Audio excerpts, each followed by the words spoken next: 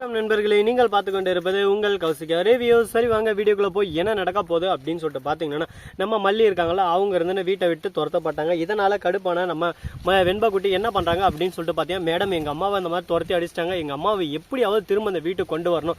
நீங்க சொல்லிட்டு போனீங்களா உங்க அம்மாவுக்கு எதனா பிரச்சனைனா எனக்கு ஒரே ஒரு கால் பண்ணி நான் பாத்துக்கிறேன்னு சொல்லிட்டு, நீங்க தான் மேடம் எப்படியாவது எங்க அம்மாவை காப்பாற்றணும். எங்க அம்மா அந்த வீட்டை விட்டே போயிட்டாங்க. மல்லி அம்மா இல்லாதவளை என்னால் இருக்க முடியாது மேடம், என்னை எல்லாரும் ரொம்பவே டார்ச்சர் பண்றாங்க. பேசாம என்ன எங்க தாத்தா கூட சேர்த்து வச்சிருங்க மேடம் அப்படின்னு சொல்லிட்டு கதறி கதறி அழுறாங்க நம்ம வெண்பா. அதை பார்க்கும்போது நமக்கே ஒரு பக்கம் என்னடா அந்த சின்ன பொண்ணை இந்த அளவுக்கு ஒரு பக்கம் டார்ச்சர் பண்ணுறீங்களே, இதெல்லாம் நியாயமா தர்மமா அப்படின்னு சொல்லிட்டு பார்த்தீங்கன்னா என்னங்க பண்ணுறது, உலகம் கெட்டு போயிட்டு இருக்கு. வானம் இடிகிறது, பூமி விளைகிறது, நான் ஏன் தர வேண்டும் வட்டி.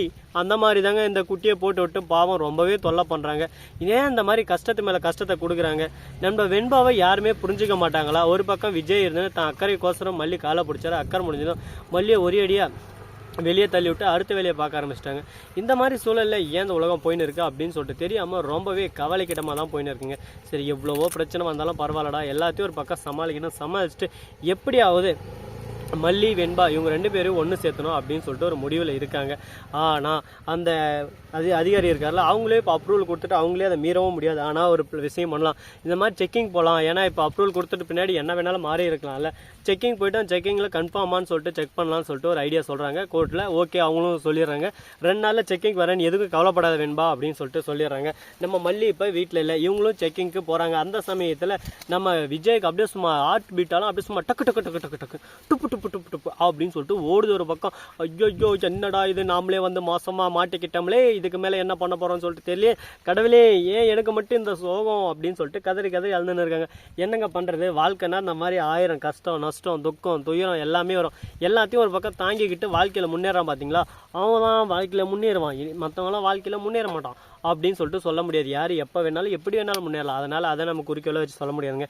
சரி நடந்துச்சு, அடுத்து என்ன பண்ணலாம் ஏது பண்ணலாம் அப்படின்னு சொல்லிட்டு ஒரு ஐடியா இருக்கும் அவங்களுக்குள்ள. அந்த ஐடியா படி நடந்துன்னு இருக்காங்க. அது மட்டும் இல்லாமல் நம்ம வெண்பா இருக்காங்கல்ல, அவங்க வந்து கோர்ட்டுக்கே போயிடுறாங்க. எதுக்காக அப்படின்னு சொல்லிட்டு பார்த்தீங்கன்னா, எங்கள் அம்மா எனக்கு வேணும், எங்கள் அம்மா இல்லைனா எங்கள் தாத்தா கிட்டே விட்டுருங்க, எங்கள் டாடா கிட்ட நான் இருக்க மாட்டேன், எங்கள் டாடா பச்சோந்தி மாதிரி இருக்காரு, திடீர்னு வேறு மாதிரி மாறுறாரு, என்னை இவ்வளோ நாள் ரொம்பவே பாசமாக பார்த்துட்டு எனக்கு பிடிச்ச எல்லாத்தையும் பண்ணால் எங்கள் மல்லியம்மாவும் எனக்கு கொடுத்தாரு. ஆனால் இப்போ ஏன் அத்தை பேச்சை கேட்டு எங்கள் அத்தை என்ன சொல்கிறாங்களோ அது எல்லாமே செஞ்சுட்டு இருக்காரு. எங்கள் அம்மாவை வீட்டை விட்டு துரத்திட்டாரு.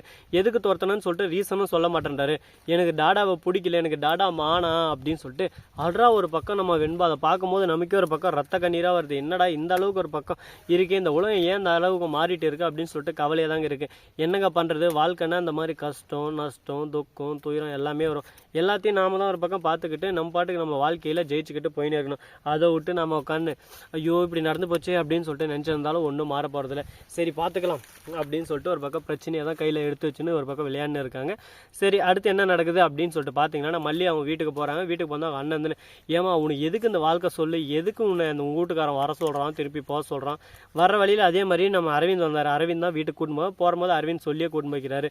விஜய் ரொம்ப நல்லவர் தான் நினச்சேன், ஆனால் இந்த அளவுக்கு செல்ஃபிஷாக இருப்பான்னு சொல்லிட்டு நான் எதிர்பார்க்கல மல்லி, உன் வாழ்க்கையே நாசமாக போயிடுச்சு அப்படின்னு சொல்லிட்டு ரொம்பவே கவலைப்பட்டுன்னு இருக்காங்க. இல்லை அப்படியெல்லாம் பேசாதீங்க, விஜய் ரொம்ப நல்லவர் தான், என்ன பண்ணுறது எல்லாமே கால நேரம் எல்லாமே எனக்கு எதிராக இருக்குது, அதுக்கு அவர் என்ன பண்ண முடியும், அவரால் ஒன்றும் தட்டி கழிக்க முடியல, என்ன தட்டி கழிக்க முடியல களி செய்ய முடியலன்னு சொல்லிட்டு தப்பு எல்லாமே விஜய் மேலே தான் நான் 100க்கு 100 சொல்லுவேன். ஏன்னா அவன் பண்ணது தப்பு, அதை விட்டுட்டு அதவே காரணமாக காட்டி உன் வாழ்க்கையை நாசம் பண்ண பார்க்குறாங்களே, இதெல்லாம் எப்படி ஒத்துக்கிறது அப்படின்னு சொல்லிட்டு ரொம்பவே குழப்பத்தில் குழம்பி போயிட்டு இருக்காங்க.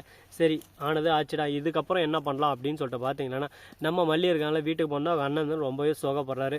வந்தால் நீ மாப்பிள்ளையோட தான் வரணும்னு, ஆனால் மாப்பிள்ளை ஒன்று ஒரேடியாக துரத்தி விட்டுக்கிறாரு. இதை நினைக்கும் போது எனக்கு கஷ்டமாக தான் இருக்குது. என்னம்மா பண்ணுறது, ஒன்றும் பண்ண முடியாது, வீடு பார்த்துக்கலாம், எவ்வளவோ வாழ்க்கை நடந்துச்சு, உனக்குன்னு ஃபஸ்ட்டு ஒரு வேலை வேணும், அந்த வேலைக்கு நீ போயிட்டு உன் பாட்டு கொஞ்ச நாள் வாழ்க்கையை அப்படியே ஸ்மூத்தாக பழகு, உனக்குன்னு ஒரு வாழ்க்கை நல்லா அமையும் அப்படின்னு சொல்லிட்டு அண்ணன் ரொம்பவே அறிகுறியெல்லாம் சொல்லியிருக்காரு. அதெல்லாம் கேட்டதான் மல்லி வந்து உட்காந்து அழுந்துன்னு இருக்காங்க. ஒரு பக்கம் என்ன நம்மளை போய் இப்படி வெறுத்து ஒதுக்கிட்டாரு, நம்ம மேலே அவ்வளோ என்ன ஒரு கோவம், நம்மளை சுத்தமாக பிடிக்காது அவருக்கு அப்படின்னு அவர் நடித்ததெல்லாம் நடிப்பா, சும்மா அவங்க அக்கா என்ன சொல்கிறாங்களோ அது எல்லாமே ஜால்ரா தட்டுன்னு இருக்காரு, அப்போ என்னை பிடிக்காது அவருக்கு அப்படின்னு சொல்லிட்டு மனதளவில் ரொம்பவே நொந்து போயிட்டு ஃபீல் பண்ணிருக்காங்க. இதை பார்க்கும்போது நமக்கும் ஒரு பக்கம் கஷ்டமாக தான் இருக்குது. என்னடா நம்ம மல்லி இவ்வளோ கஷ்டப்படுறாங்களே, ஏன்டா இந்த மாதிரியெல்லாம் மல்லியை கஷ்டப்படுத்துறாங்க அப்படின்னு சொல்லிட்டு ஃபீலிங்காக தான் இருக்குது. என்னங்க பண்ணுறது, வாழ்க்கைனா இந்த மாதிரி ஏற்ற தாழ்வு எல்லாமே வரும், எல்லாத்தையும் நம்ம ஏற்றுக்கணும். அப்போ தான் வாழ்க்கையில் ஒவ்வொன்றா ஏதோ ஒன்று பண்ண முடியும், இல்லைனா வாழ்க்கை எப்போவுமே இப்படி தாங்க இருக்கும். சரி போனது போச்சு, ஆனது ஆச்சு, வந்துச்சு, அடுத்து என்ன பண்ணலாம் அப்படின்னு சொல்லிட்டு திங்க் பண்ணிவிட்டு நம்மளோட முன்னேற்ற பாதையில் நம்ம போயினே இருக்கணும். அது மட்டும் இல்லாமல் நம்ம விஜய் இருக்கார்ல, அவர் என்னென்னா மல்லியை திரும்ப அழிப்பாரா, மல்லியும் விஜய் திரும்ப சேருவாங்களா சேர மாட்டாங்களா அப்படின்னு சொல்லிட்டு நிறைய கேள்விகள் போயின்னு இருக்குது. இந்த கேள்விகளுக்கு மத்தியில் என்ன நடக்கும், ஏது நடக்கும், சேருவாங்களா மாட்டாங்களா அப்படின்னு சொல்லிட்டு உங்களுக்குள்ள ஒரு தாட் இருக்கும். அதை மறக்காமல் கமெண்ட் செக்ஷனில் சொல்லிவிட்டு போங்க. ஸோ நண்பர்களே, இந்த வீடியோ பிடிச்சிருந்தா லைக் பண்ணுங்கள், கமெண்ட் பண்ணுங்கள், ஷேர் பண்ணுங்கள், டிண்டிங் பெல்லை தட்டி விட்டு போங்க. அப்போ தான் நாம் போகிற அடுத்தடுத்த வீடியோ உடனுக்குடன் வரும். மிக்க நன்றி. தேங்க்ஸ் ஃபார் வாட்சிங். Tata, see you. நன்றி, வணக்கம், வந்தனம், வருக தருக.